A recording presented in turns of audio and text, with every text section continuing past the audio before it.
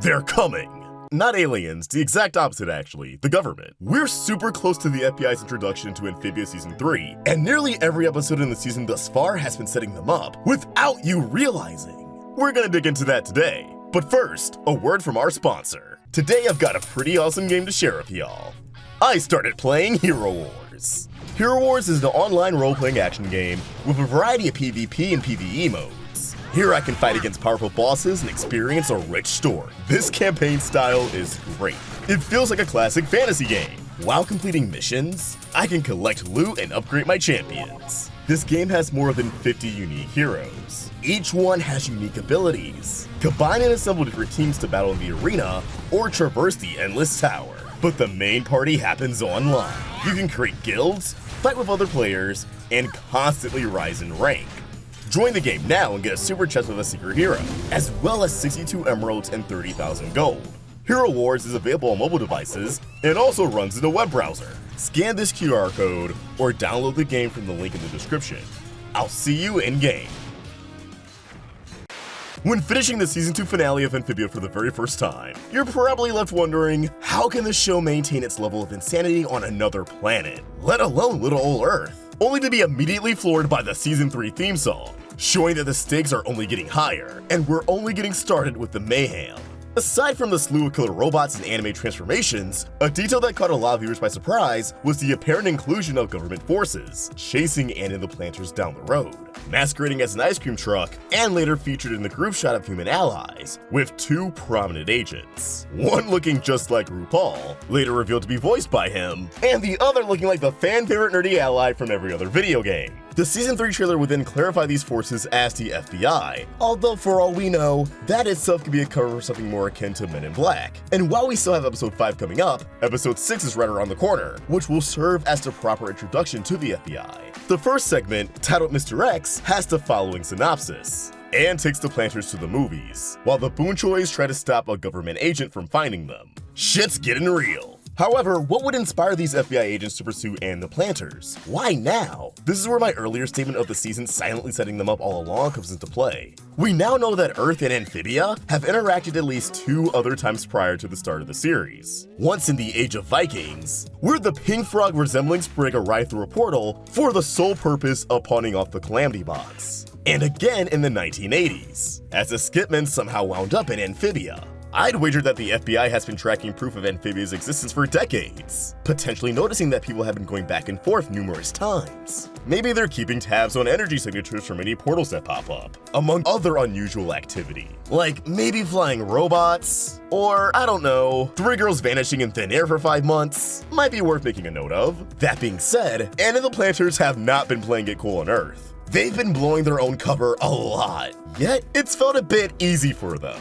The suspension of disbelief stretching just a little thin to maintain an episodic structure. And I believe that's intentional for this twist to effectively throw you off guard. Mr. X bringing all these easy one-offs together to reveal that the gang has been building a case for the FBI without any agent lifting a finger. So, let's go through all the Plantar sightings in the season so far, and the various ways they may have been feeding into something much bigger. Turning the clock back to the roller coaster that was True Colors. When Anne and the Plantars return to Earth in the final moments of the episode, the father of a stunned family immediately snaps a photo of them on the highway. This has yet to come back into play, but Amphibia has proven itself to not be the kind of show to throw away a detail like this. What if this photo circulates on social media? Its legitimacy debated, but it still ends up on the FBI's radar. What if it turns out that this dude works for the FBI? Looks can be deceiving, though I guess that'd be too much of a coincidence. Just don't forget this moment, which immediately carries over to the new normal, and the Plantars scrambling to run off the highway and then having to walk all the way to Anne's house. That leaves them vulnerable to any other bystanders spotting them in the distance. Eyewitness testimonies are nothing to sneeze at. I would also question if any security cameras spotted them in the food market, and although it wouldn't surprise me, Silver Frobo didn't seem to hide from any, nor did it take any precautions beyond its camouflage, which did briefly malfunction. Still, it seems to really only avoid people. Understandable. Hop to You drops sees Hop Hop temporarily lose his disguise, save for the glasses and nose. His skin also turned green due to the chlorine from the wishing fountain that he dived into. Peak frog color, I must say. Amphibia is set in at least 2019, and they're in a crowded public LA area. You can't convince me there weren't any cameras, surveillance, bystander smartphones, or otherwise. And this is among the rest of the mayhem the Plantars wrought, like Sprig destroying an art exhibit.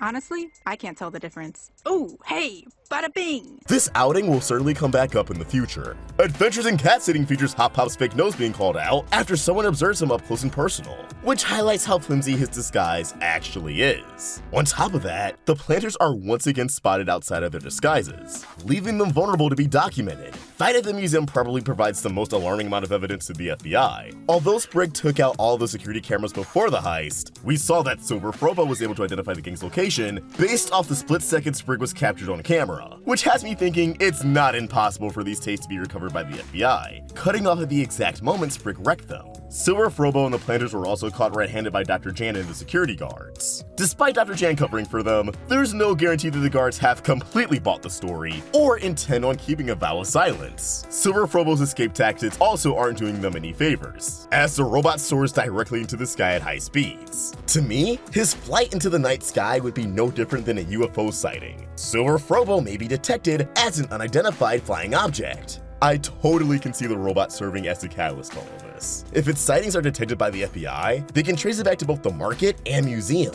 where not only could surveillance footage be recovered, but employees can be interrogated. Even if Dr. Jan can lie without a problem, her colleagues may crack under pressure and explain exactly what they saw. Not to mention, the upcoming episode Spider Sprig proves that the museum heist will come back into play, as Silver Frobo's arm was severed in the museum itself, yet it ends up as a prosthetic for this Doc Ock dude. Then there's Temple Frogs, where we witness kids from Anne's school taking photos of her for the school paper, trying to get a scoop on the girl who went missing. While I foresee this having a few ripple effects, if the newspaper is published shortly after the events of this episode, I think Mr. X could find these photos and use them as evidence that ties Anne's disappearance to the Plantars' arrival on Earth, with the candidate from True Colors coming back to tie it all together. Of course, the Plantars were once again exposed at the temple, and the community came together to defeat the robot dragonfly drones. Not only were the remains of these drones just tossed into a garbage can, which means they can easily be recovered, but much like my previous argument, the dragonflies may be detected as unusual activity, traced back to the temple.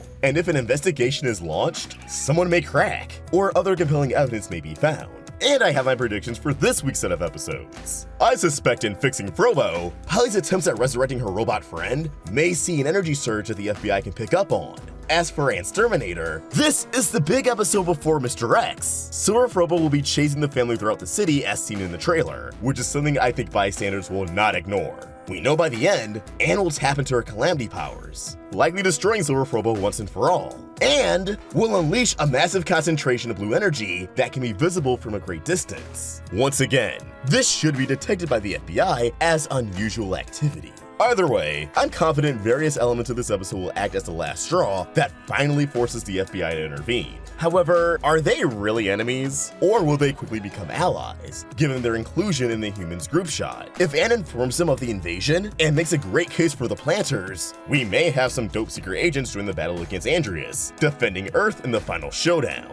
I guess we'll have to find out next week, but for now, what do you guys think? What are your thoughts on the Plantars' various slip-ups? And do you believe the FBI is tracking them? How deep do you believe this all goes? Let us know your thoughts in the comments down below, or tweet them at Roundtable Vids. And for more of my own thoughts, you can find me at OsherFox. We're also on Instagram. If you enjoyed this video, please remember to like and subscribe to the Roundtable for more great cartoon content. Thank you for watching, and I hope you have an awesome day. See ya!